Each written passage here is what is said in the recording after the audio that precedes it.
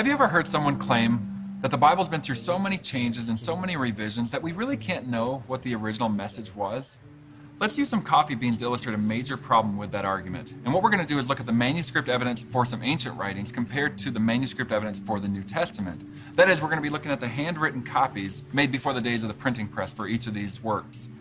For example, for Tacitus, he wrote his famous work called the Annals around the year AD 100. And the earliest copy we have for that comes from about 750 years later. So there's a 750-year gap between when it was written and our earliest copy. And how many copies do we have? Just 2. So let's put 2 beans in this cup to represent those manuscripts.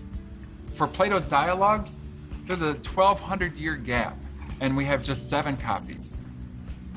For the Histories by Herodotus, there's a 1,300-year gap with just 9 copies. And we have 10 copies of Caesar's Gallic Wars after a 900-year gap. Now, very few people question whether we have the original message of these writings, yet they constantly attack the Bible on this point.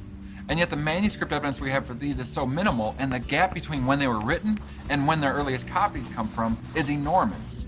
So what about the New Testament? Well, it was written in the 1st century AD, and the earliest manuscript evidence we have for it comes within 50 years of that time. Now, how many copies do we have?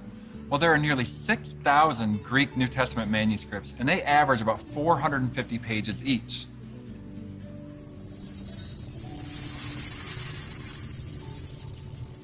Looks like I should have used a bigger cup. But you know what? That's just the Greek manuscripts. When we count the other languages like Latin, Coptic, and Armenian, there's another 20,000 manuscripts.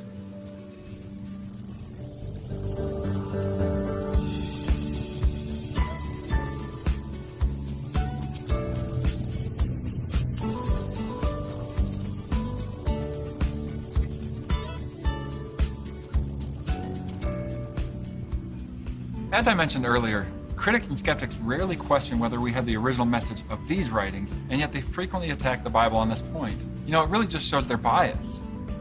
But when we look at the evidence before us, we see that their arguments really don't amount to a hill of beans.